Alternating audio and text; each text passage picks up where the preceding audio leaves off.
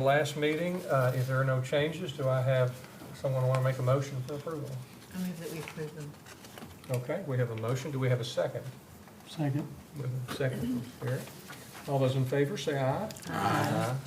Opposed, nay. The ayes have it. Okay, before we continue, if you're going to testify this evening, would you please raise your right hand and I'll swear you in. Do you promise to tell the truth, the whole truth, and nothing but the truth, so help you God? Thank you all. If you would, Donna, call the first item on the agenda. In accordance with Articles 4, 18, and 19 of the City of Frankfort zoning ordinance, Jonathan Seppenfield is requesting a conditional use permit in order to operate an eating and drinking place, Land Use Code 581, for property located at 603 Taylor Avenue. The property is more particularly described as PVA map number 062130101.00, and this is a city item. Hey, good evening. Jordan Miller, City of Frankfort, Planning and Community Development. So we've got a property right down here on the corner at Taylor Avenue and Louisville Road. At 601 Taylor, they currently operate Porter's. It's an eating and drinking establishment that was granted a conditional use permit by this board in 2022, so about 4 years ago. They would like to extend that use right across to the additional adjacent property at 603 Taylor Avenue on the first floor, where they'll primarily use it as a meeting space for about 25 to 30 guests for like private gatherings and things that are scheduled. Staff is recommending approval. This is a limited commercial district. It's mixed with some residential over there as well. It's urban residential in the comprehensive plan future land use map. So we're recommending approval with a few conditions. I'm happy to answer any questions if you have them. Technical review team has reviewed it and they don't have any issues with it as well. So. I'm just curious, I'm sure there's a restroom in there. Oh yeah, yeah. I just didn't see that. Yeah. How about the parking? Yeah, they do meet the parking requirements. That the 601 Taylor, that building's quite small, and they can fit about a dozen to 15 parking spaces there, and there's about 5 in front of this property at 603 as well. I think 20 are required, and they barely meet it by 21 spaces. And that would be sufficient even when they have a lot of people as they've proposed here at some time? It would meet it, yeah, based upon the zoning regulations in Article 12, it would meet those requirements. Would there be any value in prohibiting parking on the street there? You couldn't do that because it's public parking and free to anyone who's there. Yeah, that's the thing. If it's public parking available to anyone can park there, yeah. Unless they did like a neighborhood permit. Houses and. Yeah, a lot of those are over there are short-term rentals. About half of them are. Some are resident where people actually live, yeah. But they would have to do like a neighborhood permit program themselves if they wanted to do that. So that's an option for them, but it's something that we can't regulate. Thank you. You're welcome. Question, I know that there were some issues with noise with Porter's originally. Mm-hmm. Do you know if that's continued? Have they tamped it down? Would this additional property create more noise? It's my understanding this was all be enclosed indoors according to the applicant. Those I am assuming have been addressed. There is a noise ordinance that we have in our code of ordinances that the city regulates, and the police department does regulate those, and they could go receive those calls. I haven't had any complaints about it recently. I do remember when that happened, yes. Yeah, thank you. Yeah, no problem. Sure. I noticed in the background, it mentions that it will accommodate 25 to 30 guests. Mm-hmm. Would it be any value in making that a condition? He's asking you, would you recommend that bid commission? If you all can do it, I mean, that's up to you all. If council says that's something that, I mean, like, they may be allowed more by the fire marshal beyond the, like whatever code capacity allows that based upon his standards. If you all want to limit the capacity. Well, I think you'd be limiting the capacity based upon parking available that you're approving. Okay. And I think the parking is pursuant to 25 to 30 people, so I don't believe there'd be any problem limiting the number to not to exceed 30 because of the parking. I think that would be an excellent safeguard in the event that there was just an overflow of folks there. Yeah, one particular event, they had 60 in there. I know I sound crazy, but these things happen. No, I understand. And I will say that I'm happy to talk with the applicant about that there is parking available right over here on Conway. That's a city parking lot. After 4:30, anybody can park there. It's open to the public. It's less than a block away from the restaurant. So there are options that we can work with the applicant to redirect people if there's an overflow Is the there. applicant present? I believe so, yes. So we'll You- hear from the applicant. Yes, yes, ma'am. And you're speaking of parking, and I'm speaking of the number of persons Yes. inside the facility. Yes, sir. Okay. Yes, yes, sir, that's correct. Yes, if council says we can limit that based on that, I'm And fine you- with it. I think you mentioned to me that there's a fire marshal number that can. There is, yeah. Which if that. That's based if upon the that number of people governs per- it, that's fine with me. I don't know what the fire marshal number is, but obviously there's one for the size of the structure for every. And that would work for me, Okay. so, It's based upon the number of square footage and the Okay. building code use that they do. that's good. All right. No other questions, I don't believe. We'll let the applicant come up. Thank if you. would, please. If you'd let us know your name and address for the record. Yeah, Jonathan Seppenfield, 501 Logan Street is my address. Oh, thank you. So you've heard a couple of concerns about this application. Could you address do you know the number for the fire marshal as far as maximum capacity? We haven't applied for that yet because we wanted to make sure this got passed through before we talked to the fire marshal about getting the business license, everything approved. We wouldn't go that far until we knew. I know next door at our place, it's no more than 40, but that also includes the parking spaces we have, so I would imagine it'd probably be less next door, which I think is kind of in the things you're looking for. So, I mean, we're looking for a super small venue here. I've kind of got some I can talk to y'all about here too.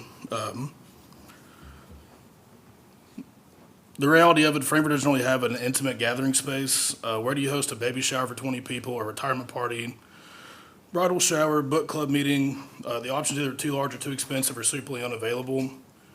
This is about filling a real community need and a personal one for us.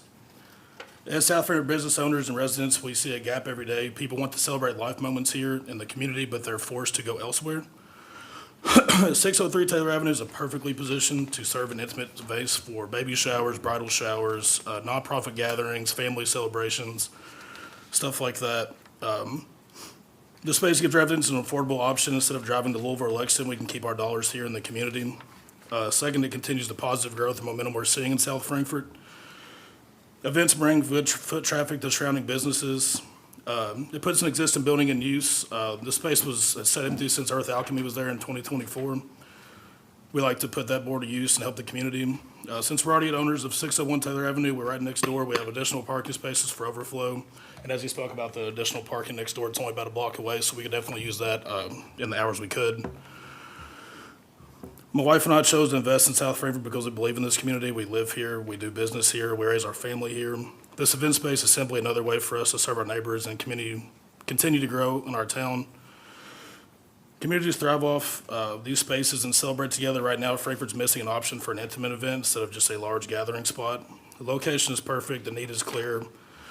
We're already committing to South Frankfurt's success. We respectfully ask for your approval to give us this need. Thank you, and we're happy to answer other questions you do have. Any further questions? Yes, the staff report includes 3 conditions that are listed at the end of the findings. Anyway, it will be on page 3. Are you in agreement with those conditions placed on it?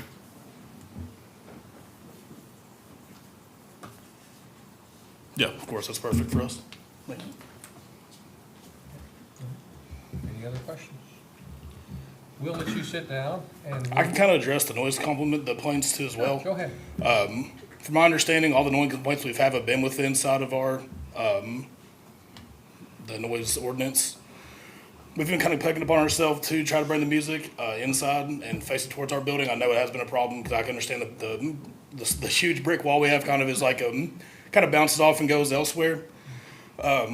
We try to stay within 2 hours of that ordinance. We actually try to bring it inside sooner and cut our bands off way earlier than that. Also bring our bands out during the day more than at night. We totally understand it's, while it's commercial there, it is residential across the street. We totally get that. I've worked with our law enforcement, police. I've worked with everybody I could to make sure we do everything right by the The ordinance, man, we're just trying to have a good time over there and help some people out. We're not in any means trying to make any ruckus, and we're obviously here to help anybody we can as far as any problems there is with noise or anything like that.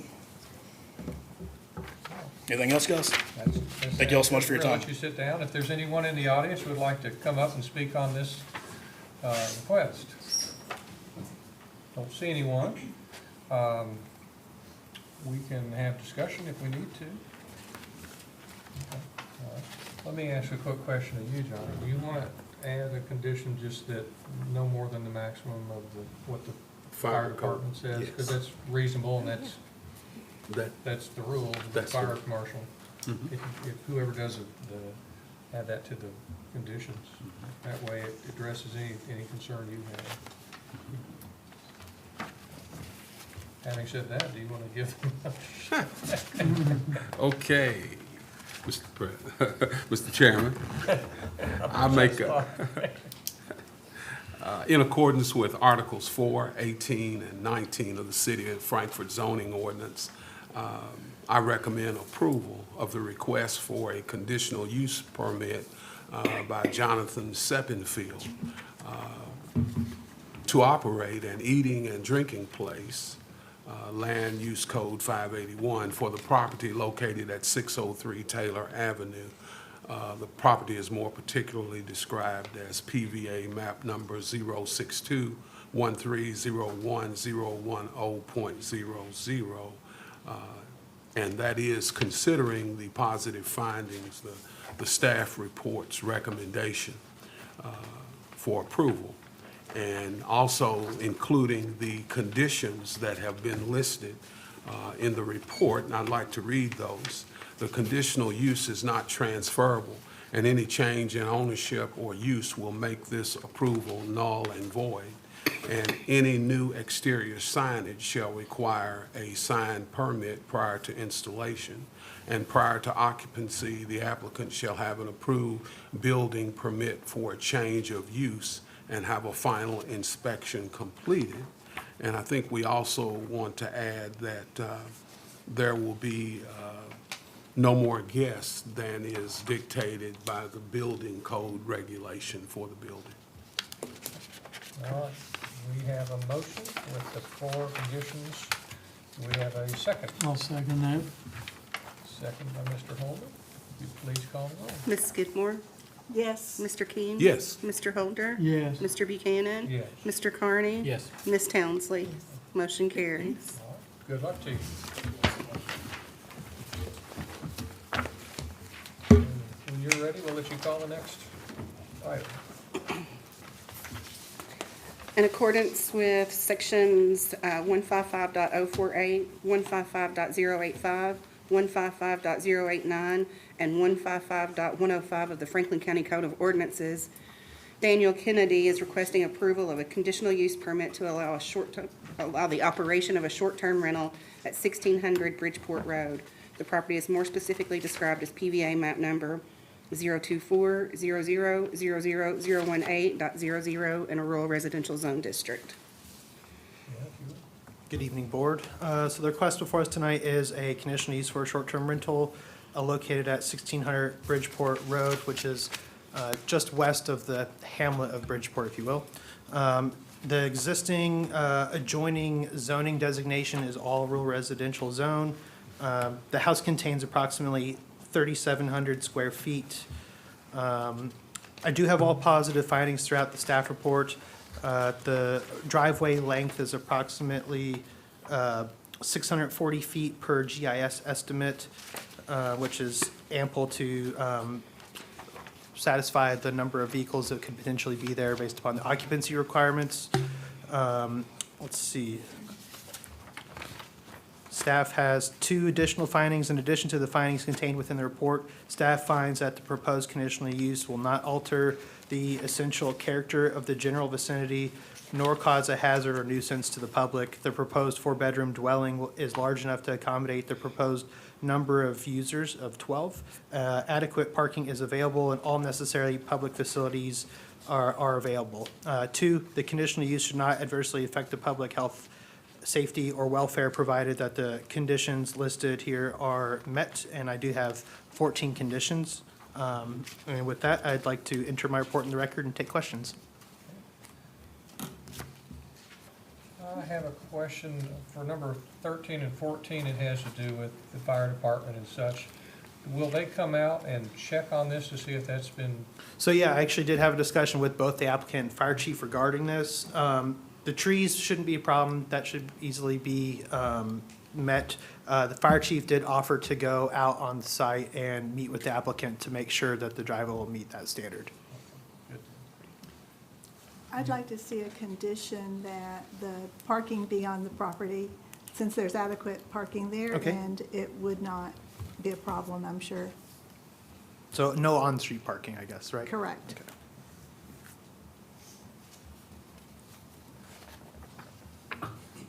any other questions or suggestions? Okay, not seeing, we'll let you sit down. Thank you. We could have the applicant come up if they're here, or the representative. You could give us your name and address for the record, please. Hi there, Dan Kennedy, 3111 Heritage Creek Terrace, Houston, Texas. All right. So you've seen the report. Yes. And you've seen the conditions and such. And we've also had a suggestion that there's no off-street parking, just on the property. Do you have anything to add to what we've discussed so far? No, I do not. I just want to be a good neighbor for everybody out here and be fully in compliance with what you guys are hoping to do. All right. Did you have anything to add? It's no on-the-street parking, right? Right. Okay. Yeah, as long as you're in agreement with the 15 conditions that's laid out in the staff report, plus the one added. Absolutely. Okay. All right, we'll let you sit down. Okay. If we have anyone in the audience who would like to speak on behalf of this, if you come up, if you would, please. If you would give us your name and address for the record. Yes, my name is Appreciate it. James Masters. I live at 1500 Bridgeport Road. Yes, sir. I'm the neighbor. Couple of questions I've got. The land that we bought, and I've been there 22 years, going on 23, there were restrictions on it. And those restrictions were single-family occupancy, no commercial enterprise, and you couldn't group two lots and build two houses. You had to build just one house if you had two lots. So I'm wondering, since the restrictions are already there, and I went to the courthouse to get those, they're in my pocket, but Could you clarify the restrictions? Are you talking about a deed restriction? yes, sir. Okay. Yes, sir. And I'm just wondering how it can be turned into a bed and breakfast or a short-term rental. None of the people I've talked to around it really want it, and there's a couple of reasons why. Bridgeport Road at night is fairly quiet. We don't know who these people are that's coming into the area. My wife and a couple other wives are alone at night a lot, and we just like to know who's around. And if you've got people coming in, and I was around a bed and breakfast once, and I moved. And 12 people can make a lot of noise, and I really don't want it in my neighborhood, but that's just one man's opinion. Could I ask Mr. Logan? Yes, sir. Talk about deed restrictions and such, We how it do relates not to this. enforce restrictions on the Okay. deed. That would have to be by court of law. Okay. All right, that's what I thought. So we've got an ordinance that's allowing this in this area. And if there's a deed restriction, from what I understand, if you have a problem with that, you would have to go to court and deal with that separately, because the city county does not regulate deed restrictions. Really? Why have them? Well, I have them in my neighborhood too, and it's because if you are bothered enough, I guess, by something that you disagree with, you go to court on your dime and try to get something in your favor. Okay, I can understand the frustration, because we have the same thing in my neighborhood. okay. I But understand that's that. not something that we're regulating here, Okay. yeah. So the actual people who live there don't have as much right as someone from Texas coming in to buy a piece of property and turn it into a bed and breakfast. This court doesn't make that determination What is this court supposed to make a determination on on? what the ordinance says. And what does the ordinance say? The ordinance says that this can be located there. You're talking about a deed restriction. Right. It's gonna have to be done with somebody other than the school. Gotcha. All right, sir. Okay. Thank you. Yes, sir. Thank you. Did you have a question? I thought you were. Question. You were doing that. I'm just, Does anyone else would like to speak on behalf of this?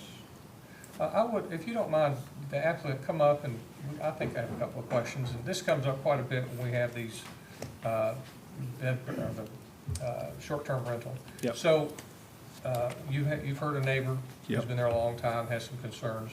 Yep. Do you have anything in place as far as vetting people that come in and the noise that possibly could be? Some of the people that own these have, some sensors outside. If it gets too noisy, it goes off and it lets you know if there's a problem. Do you want to just speak to that? Absolutely. So, so we don't own the property until Thursday, so we close on it at this point. We plan on having cameras on the outside to monitor who's coming and going on the property, facing all four directions. This is a larger property. This is about 6 acres. We do plan on having noise monitoring out there as well, so that if there do happen to have any noise complaints, On the exterior? on the exterior, nothing on the interior. For that, no cameras on the interior either, anything like that. We do vet and make sure people have a good track record before they come to the property. So if they've had a history of, bad stays, we don't allow them at the property. We've been operating short-term rentals for 4 years. We have one in Shelby County. We are much closer to our neighbors at that point. We have never had a noise complaint. That's on about a 10,000 square foot lot. Very close neighbors. We have good relationships with them. We certainly want to be good neighbors. The worst thing you can do is make your neighbors upset and not feel welcome there. So we definitely want to be respectful of them, have good guests there, take good care of the property. We want to make sure the property values stay, good in that area. But yeah, we want to respect the quiet hours. I think it's about 10 p.m. to 8 a.m., if I understand that correctly. We definitely want to enforce that and make sure that those rules are communicated to the guests as well. Will you have a local contact person for any issues like maintenance or? Absolutely, Okay. absolutely. And would you be able to provide that to the neighbors somehow? Absolutely, they can have my number too. Okay. I say, if something's going on in the property, I'd love them to tell me about it so that we can address it. so you haven't closed on this property yet? We have the seller's permission to do that, but yeah, we close on Thursday, pending the outcome of You have an this. attorney who's looking and did your title search for you and all that? Yes, assume- as far as I know, we are not familiar I with would the say you deed. should get one. We have a title attorney, yes. I don't have any other questions. No, I don't. Okay, we'll let you sit down. Thank you. I don't believe we have anyone else who would like to speak on this. We can, if you like, we can go into discussion. We can vote.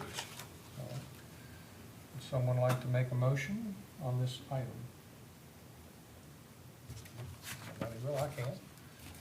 I will make a motion that the request by Daniel Kennedy for the conditional use permit to allow operation of a short-term rental at 1600 Bridgeport Road, PBA map ID number 02400000018.00, be approved based upon the positive findings of fact in the report and from further information from the applicant that addresses issues brought up by one of our neighbors. And also with the 15 recommendations that were discussed in the testimony, and I will read those into the record now. Number one, the conditional use is only permitted at 1600 Bridgeport Road. Number two, the conditional use is granted only to Daniel Kennedy to allow the use of a property for a short-term rental. Number three, the conditional use is not transferable, and any change in ownership will make this approval null and void. Number four, the short-term rental is registered with the county annually and a business license obtained. Number five, a safety inspection of the premise shall be performed before the issuance of the conditional use permit and commencing of operations. Number 6, the residents must have working smoke alarms that are no more than 10 years old from the date of manufacture if the residence has gas utilities of any kind. Oh, I'm sorry, I skipped that. That's the next one. No more than 10 years old from the date of manufacture. Number 7, the residents must have working carbon monoxide alarms that are no more than 10 years old from the date of manufacture if the residence has gas utilities of any kind. Let's see, number 8, occupancy of the short-term rental shall be limited to no more than 12. Number 9, if the operations cease, the notice shall be provided to County Planning and Building Codes Office for their records. All conditions of subsection 155.089, noted special conditions 27, short-term rental shall be satisfied. Number 11, the short-term rental shall be operated in accordance with the submitted application materials. Number 12, if the conditional use permit has not been exercised within 1 year of the board's actions, it shall be null and void. Number 13, any trees that are close to the driveway need to be trimmed to allow full clearance of our fire apparatus. Number 14, the driveway should be able to withstand the weight of our apparatus since it sits so far off the roadway, 50,000 pounds, and that will be confirmed by the fire department. And number 15, there will be no off-street parking. No, on the street. I'm sorry, on-street parking, thank you. With those are my findings. Do we have, that's my motion. Do we have a second? Awesome. A second from Mr. King. You call the roll, please. Ms. Skidmore? Yes. Mr. King? Yes. Mr. Holder? Yes. Mr. Buchanan? Yes. Mr. Carney? Yes. Ms. Townsley? Yes. Motion carries. You have your approval, and you might want to get with your new neighbor and give them your phone number, just so that there's communication. Thank you all. When you're ready. In accordance with sections 155.048, 155.085, 155.089, and 155.105 of the Franklin County Code of Ordinances, John Daly is requesting approval of a conditional use permit to allow the operation of a short-term rental at 525 Scruggs Lane, South Scruggs Lane. The property is more specifically described as PVA map number 094-00-00033.07. Good evening, Mr. Chair and members of the board. Thank you for being here. I'm Tina Peck, a senior planner for Franklin County. There's been no changes to the staff report since the last hearing, but I'm open to any questions if you have any. My applicant and his attorney is here tonight to answer any questions as well. We had someone at the last meeting ask a question that we didn't have information about. So I don't know that we have any questions. I think the applicant may address that issue. Any questions? No. All right. We'll let you sit down. We'll have Thank the you. applicant and their representative come up. Thank you, Tina. If you would give us your name and address for the Yes, record. sir. Mr. Chairman, members of the board, James Liebman, attorney for the applicant. Applicant John Daly is present. We've received the staff report, and applicant has no objections of any kind to the conditions that have been attached to the staff's recommended approval.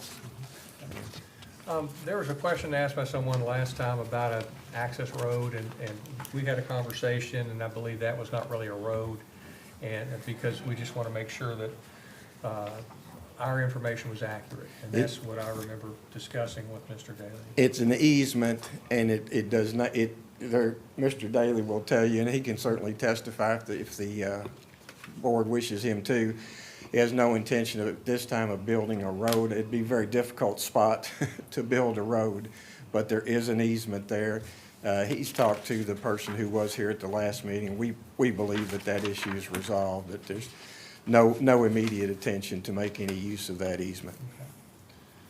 That's good enough for me. I don't need to have testimony from that. Okay. And the person didn't come back either.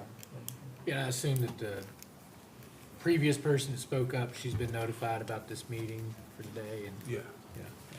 Yeah, it was tabled, so they would have known at the meeting. Yeah. In addition to notice. Do we have any other questions of our applicant? We'll let you sit. Thank you. Thank you. Do we have anyone in the audience who would like to speak on behalf of this request? Don't see anyone, so we'll go ahead and see if someone wants to make a motion. Make a motion. In accordance with sections 155.048, 155.085, 155.089, and 155.105 of the Franklin County Code of Ordinances, I move to approve John Daly's request of a conditional use permit to allow the operation of a short-term rental at 525 South Scruggs Lane. The property is more specifically described as Property Valuation Administrator Map ID number 094-00-00-033.07, Zone RR, Rural Residential District. Based on the positive staff findings, the applicant's adherence to the conditions, which I will read into the record. Number one, the conditional use permit is only permitted at 525 South Scruggs Lane. Number two, the conditional use is granted only to John Daly to allow the use of the property for a short-term rental. Number three, the conditional use is not transferable, and any change in ownership will make this approval null and void. Number four, the short-term rental is registered with the county annually and a business license obtained. Number five, a safety inspection of the premise shall be performed before the issuance of the conditional use permit and commencing of operations. Number six, the resident must have working smoke alarms that are not more than 10 years old from date of manufacturer. Number seven, the residents must have working carbon monoxide alarms that are not more than 10 years old from the date of manufacture if the residence has gas utilities of any kind. Number eight, occupancy of the short-term rental shall be limited to no more than 10 people. Number nine, if the operation cease, then notice shall be provided to County Planning and Building Codes Office for the records. Number 10, all conditions of section 155.089, noted special conditions 27, short-term rentals, shall be satisfied. Number 11, the short-term rental shall be operated in accordance with the submitted application materials, including the submitted operations and management narrative. Number 12, if the conditional use permit has not been exercised within 1 year of the board's action, it shall be null and void. Number 13, the applicant shall post the following statement on the premises, as well as disclose in all advertisements, rental listings. This property is located within a special flood hazard area, which has a 1% annual chance of being inundated by floodwaters. Do we have a motion? Do we have a second? Second. Mr. Holder? Call the roll, please. Ms. Skidmore? Yes. Mr. King? Yes. Mr. Holder? Yes. Mr. Buchanan? Yes. Mr. Carney? Yes. And Ms. Townsley? Yes. Motion carries. Thank you. Thank you all. Thank you for your patience.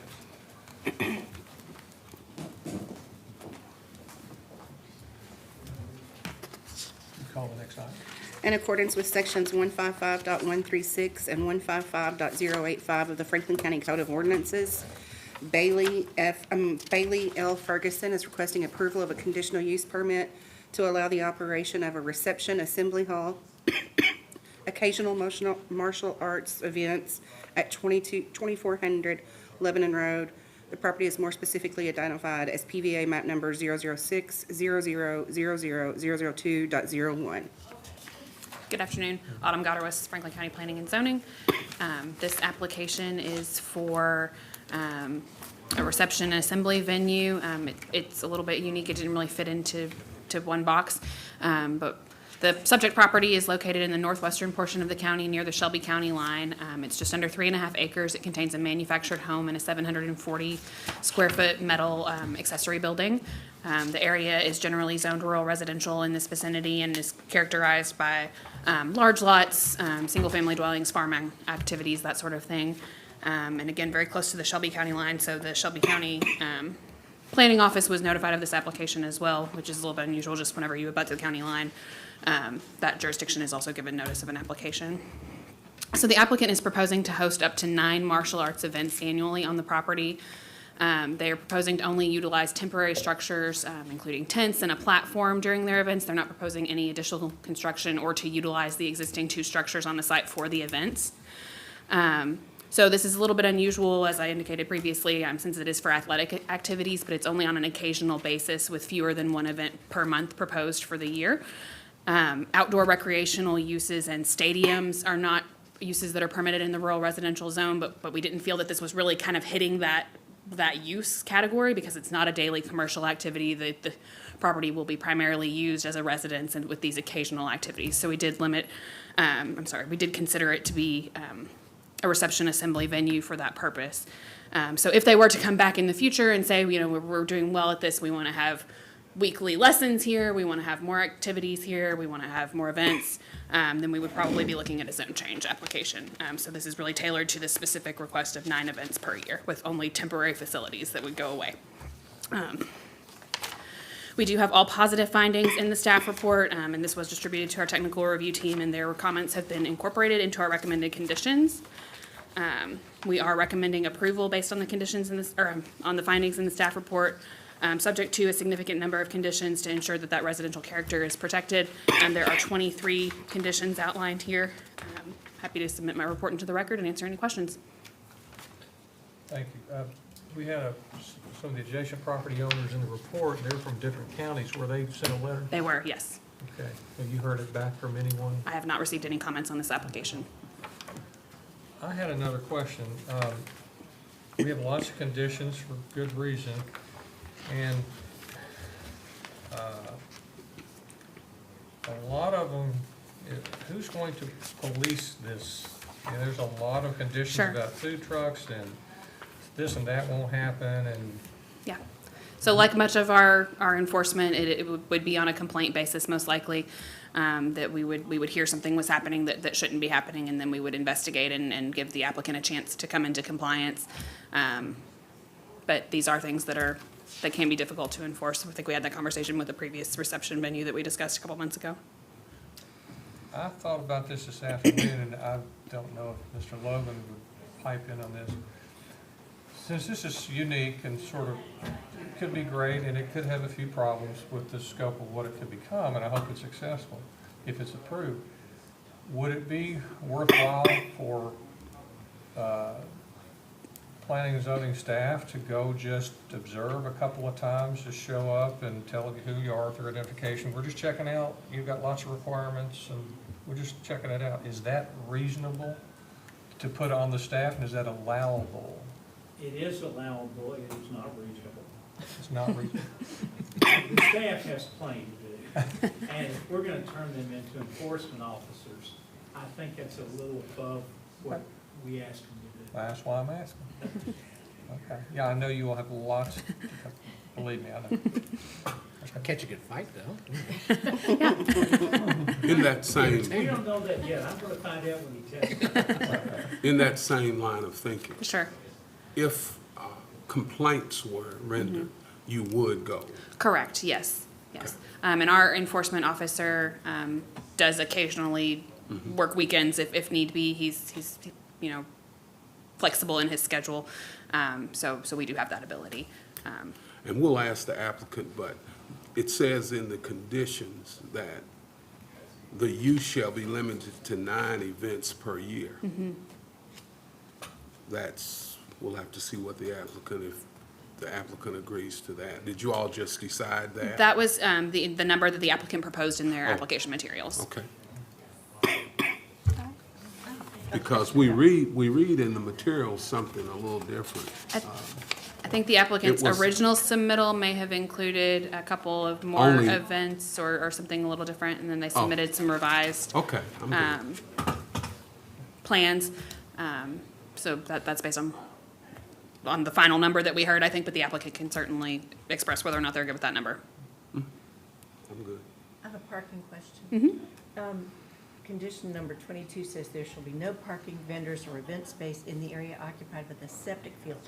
How will you mark off the septic field so nobody accidentally parks there?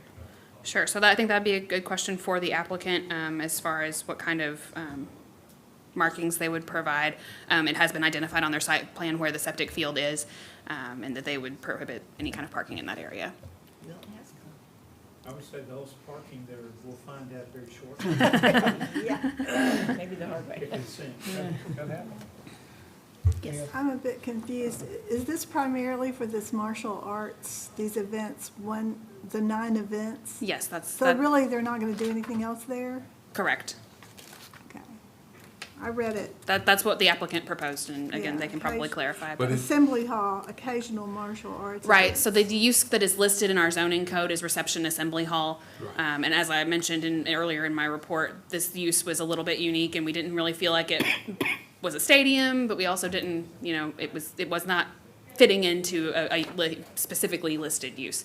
So this was kind of the closest category that So we like, felt. it's gonna be tournaments for martial arts or? Right, Con- that's my understanding. I think the applicant can answer more details on what type of martial arts they're doing and what sort of that looks like. They did indicate a number of participants and viewers and that sort of thing in their application, which are reflected in the conditions that we've recommended. But our approval so far doesn't limit them from having another event there that isn't martial arts, am I correct? I would say that I just think that we needs to typically be include a clear. condition that says that it should be operated in accordance with the application materials, which I think would limit it to the martial arts events as specified, but I may not have actually included that condition here because I got so detailed. There was something about boxing events too, and we can ask the applicants. I thought I read that in there. Yeah. So we want to make sure that we under. Yeah. But it does say within the recommendation that it's a reception assembly hall, parentheses, for occasional martial arts events, so I think that would Okay. tighten us in. I don't think the applicant intends to have other types of events, but they can speak to that.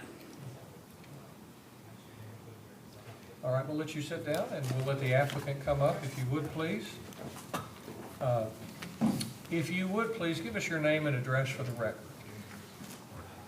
My name is Bailey Ferguson, and my address is 2400 Lebanon Road, Baghdad, Kentucky. All right, could you kind of go into what it is, we have our staff report, but kind of go into what it is you're wanting to do with the property? Well, I'm proposing to host mixed martial arts combats events, and tournaments would be more just jiu-jitsu based, which is just, Brazilian jiu-jitsu, kind of like, you're rolling around. There's no concussions of any sorts proposed in that. Nobody's punching each other, so that's what the tournaments would be. Like mixed martial arts and boxing would be a little bit different than a tournament. It would be more kind of like a 1-versus-1 type of thing. There's no brackets where there's a tournament. You came first place in the event or anything like that. So like with jiu-jitsu, I've seen videos where you've got like a gymnasium floor, and there's like 10 different groups going. Would you just have one at a time? And this? Yes, I would just have one octagon, and it would just be one roll at a time, one-on-one at a time, and then to the next person. How many spectators would you anticipate would come to these events? Well, as of right now, my initial proposal was a 207 total people. That was including like officials, staff, and all the fighters and the spectators. But I've honed it down to more of just 120 people max. That would be all officials, spectators, all the fighters at the event. So no more than 120. And then there's gonna be food trucks and Well, yes, I was wanting to have a food truck, maybe one vendor out there. one vendor. I'm curious, have you attended something like this in another location to kind of see how they do it? or- Yes, sir. Okay. Can you give us your impression on that? Is it typically well-organized and people are basically well-behaved until they get into the ring and they do their thing, or? Yes, with anything around jiu-jitsu, it's a very disciplined organization of people. I've never had any type of interaction in the jiu-jitsu gym or anything that was negatively affecting on anybody's health or anything of that sort. As far as the boxing and mixed martial arts go, I mean, yeah, somebody gets hit, they might, get upset about something, but I'm going to have security and everything's going to be, signed through waivers and clearly stated that everybody control their manners and, how they're acting and reacting about everything, so.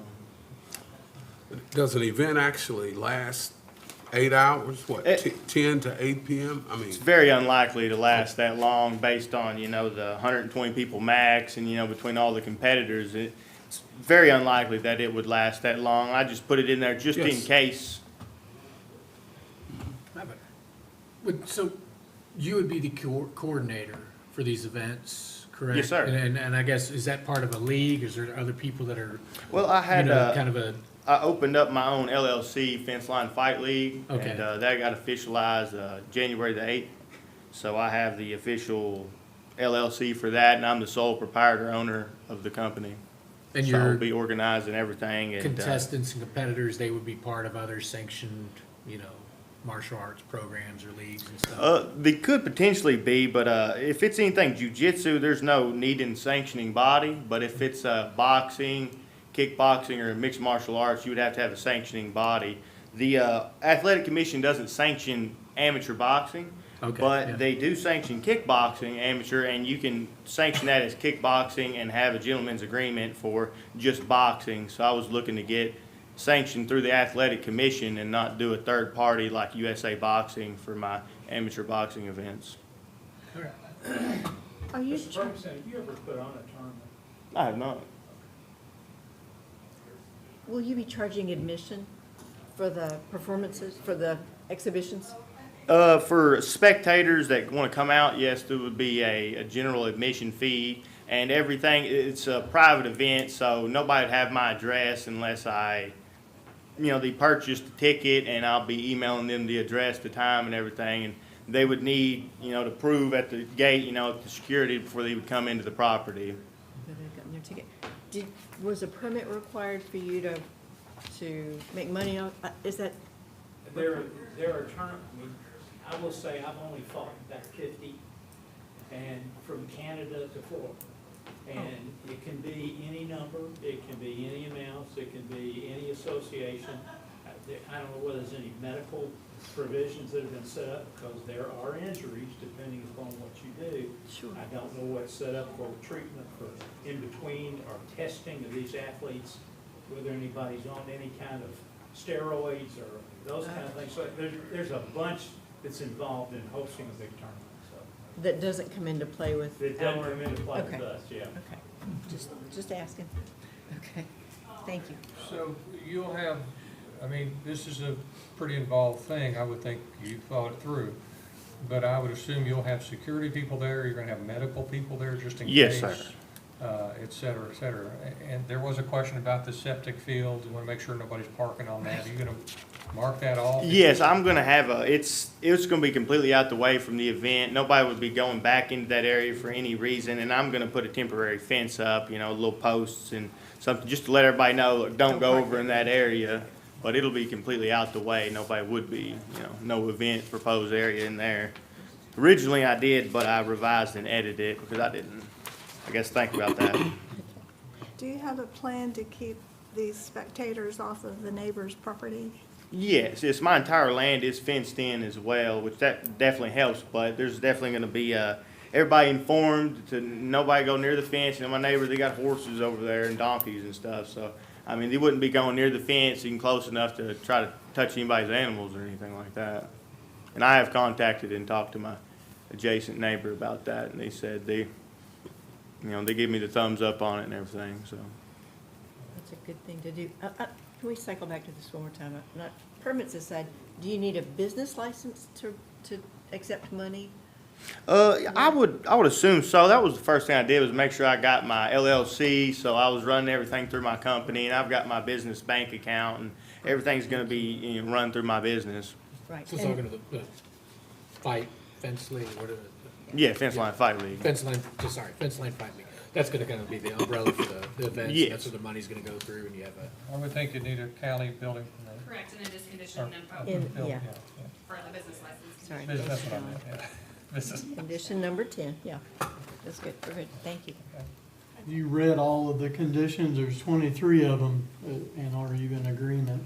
Yes, sir. I'm in agreement to all of y'all's recommendations, and just ready to see about y'all's recommendation on review, okay. I think we should talk about this. Yeah, that's fine. That's what we do next. Do we have any other questions of our applicant? I don't. Okay. Do we have anyone in the audience who would also like to speak on behalf of this? Doesn't look like it. We'll let you sit down, and we're going to have a little discussion, and if you have any further questions, we may call you back up. Thank you all. Thank you. I guess I'm struggling to see how this doesn't change the character of the neighborhood. or the, you know, it's, or the character of this farmland that's out there, this residential, rural residential area, to have this kind of a, even on 9 times a year, tell me what you think. Well, 9 times per year is the key, I think. It's very limited out of 365 days in a year. What's to me is very telling, I understand your concerns, because this is, you know, unusual. This is something you'd normally have in a gymnasium or at a, you know, an Urban event that- setting, in an Right. urban setting, I think. But to me, it's very telling that we've had adjacent property owners that have been notified. They're not here. He's talked with his neighbors, and the applicant's saying that they're okay with it. And it's meeting, I'm playing devil's advocate, it's meeting all the requirements of our ordinance, although I can agree with you. Well, it still has to meet that condition. Yeah, I agree with you that that condition, when I read that, I thought there could be an argument that it would have a negative impact on the character of the neighborhood if it's not managed like the applicant is saying he's gonna manage it. Right. That's right. So, do we have enough to, we have lots of information here, we have our applicant telling us he's gonna abide by everything. Is there enough in your mind that we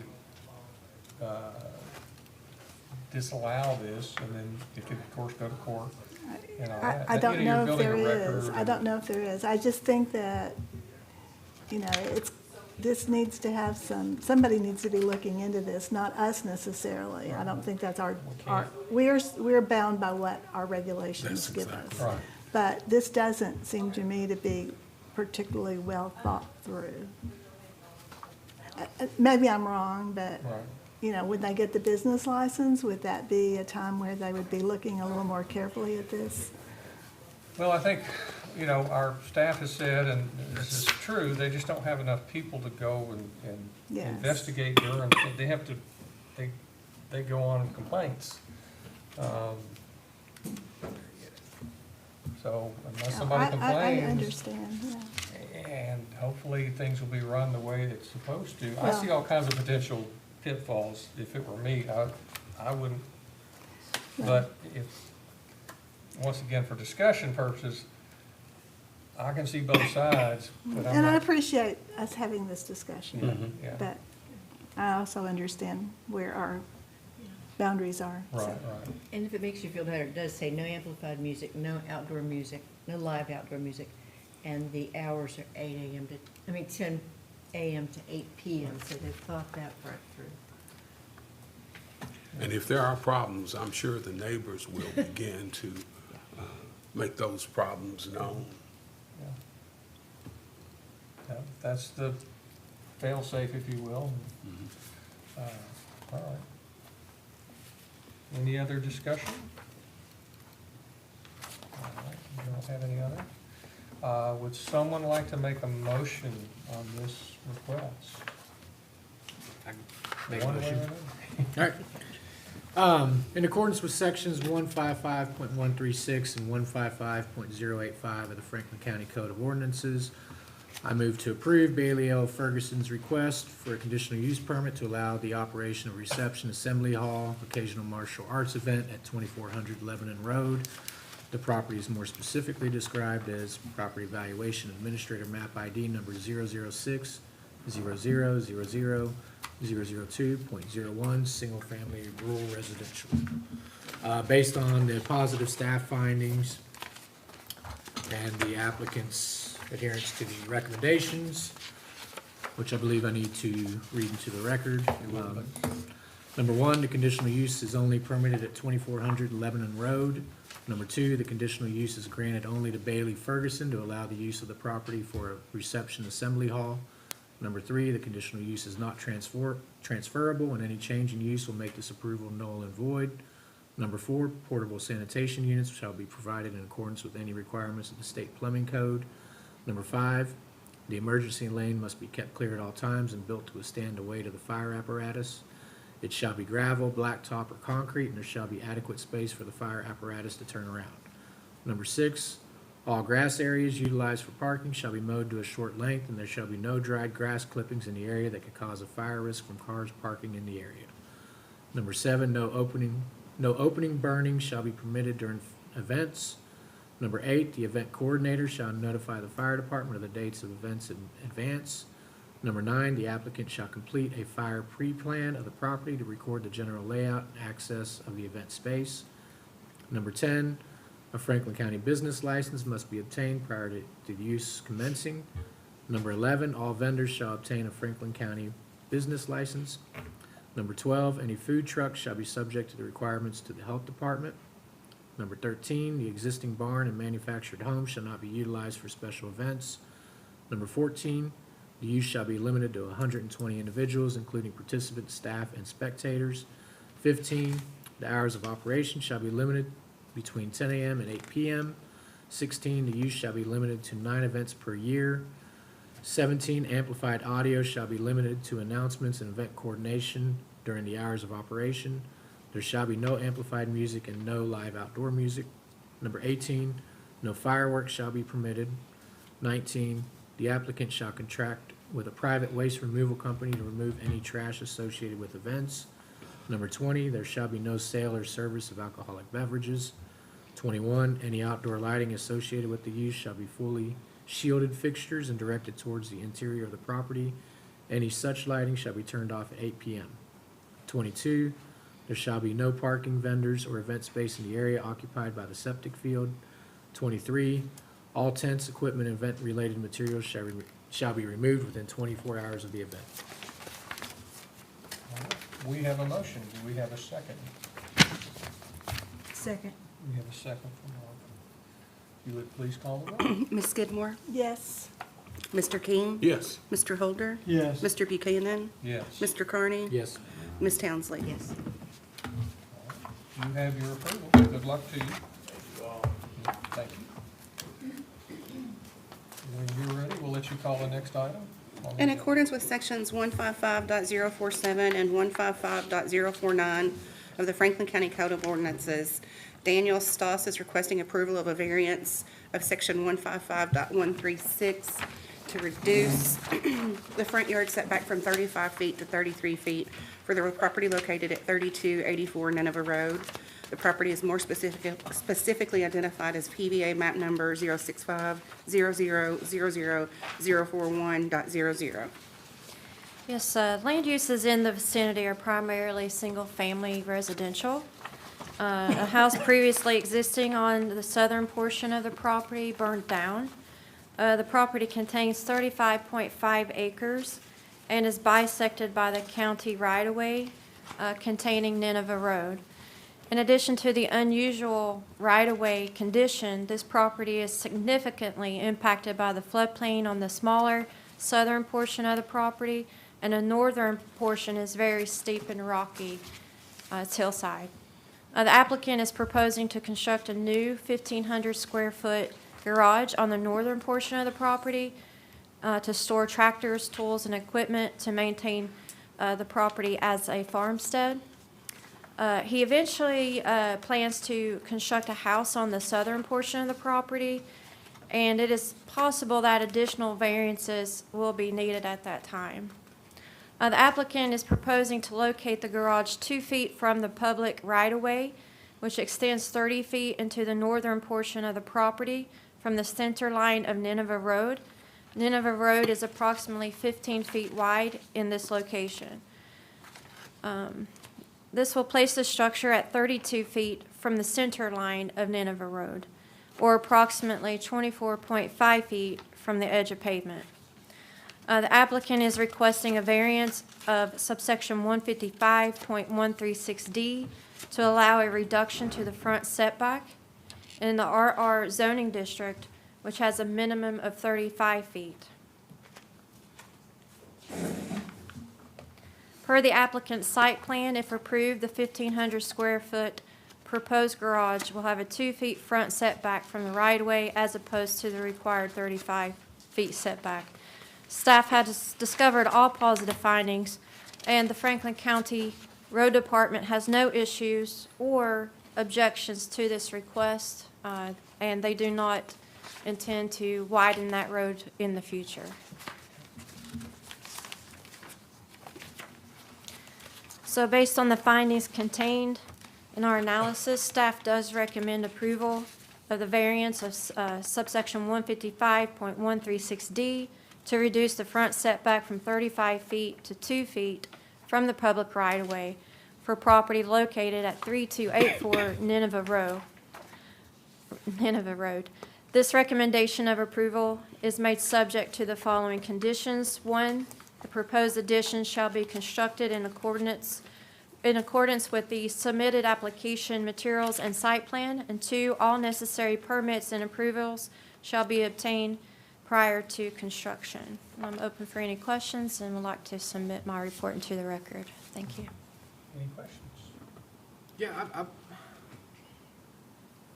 so the setback's going, it's 35 feet is what the ordinance is. That's correct. And are we going to 2 feet? So- Or is it going to 30 feet is the new setback? Because it says front setback from 35 feet to 2 feet for property. Okay. Because your new recommendations is 35 feet to 2 feet. Well, that's what it says here too. So are we going to 30 feet for the variance, or is it gonna be 2 feet off the road now? Is that's maybe where I'm confused. So the road right-of-way actually runs through the middle of that property. So he's requesting 2 feet from that public Okay, road 2 right-of-way. feet fewer than the 35 feet that we're at. So it's, No, that's not what it says. No. 2 feet from. so it's gonna be 2 feet off the right of way. Yeah, not the road. That's It's 2 feet Okay. from the right of way, but Yeah. the right of way is wider than the roadway. Yeah. So Yes. it's Okay. 24.5 feet from the edge of pavement. Okay, I got you. That's correct. Gotcha. Gotcha. Sorry. That's good right there. I was confused and I wasn't reading it right, so thank you. It's a little Yeah. confusing. I'm sorry. Yes. Okay. Any other questions? All right, we'll let you sit down. Do we have their applicant here? We'll let you come up, please. Give us your name and address for the record. I'm Dan Stess, and it's 3519 Milano Road, Lexington. Okay. You've got all positive findings in the staff report, and you've seen the conditions that the staff has put in the report about making this subject to approval. You've agreed in agreements with that? Yep. Okay. All right. Any questions? All right. We'll let you sit down. I think it's pretty straightforward now. Good talk. All right. So I don't know that we really need any discussion. If we want to have someone make a motion? Take a stab at it there. All right. Thank you, Barry. In accordance with sections 155.047 and 155.049 of the Franklin County Code of Ordinances, I move that we approve the request for Mr. Daniel Stoss for his approval of a variance of section 155.136D to reduce the front setback from 35 feet to 2 feet for the property located at 3284 Nineveh Road, and more specifically described as PBA map ID number 065-00-00-041.00 in the rural residential district. And I believe we had all positive findings in the staff report and as conditions agreed upon by the applicant and as read by staff. Okay. All right, we have our motion. Do we have any second? So moved. Second, Mr. King? Ms. Skidmore? Yes. Mr. King? Yes. Mr. Holder? Yes. Mr. Buchanan? Yes. Mr. Carney? Yes. Ms. Townsley? Motion carries. You have your approval. Good luck to you. I'll let you call the next and last item.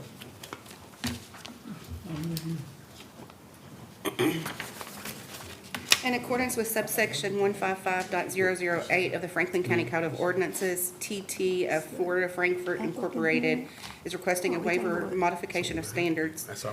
of 155.366B2 to allow a pole sign and 3 monument signs on the property located at 140 Democrat Drive. The property is more specifically described as PBA map number 087-00000044.05. Yes, before I give my staff report, the applicant nor an authorized representative is not present tonight, so I don't know if you would like to table this item for next hearing. Yes. And how do people feel about that? I think we should be consistent. Yeah, I agree with that 100%. Anybody? Before she introduces it, can I table it? Because she hasn't really introduced it Sure yet. you can. You Okay. can call the item has been called. Okay. We just haven't taken testimony.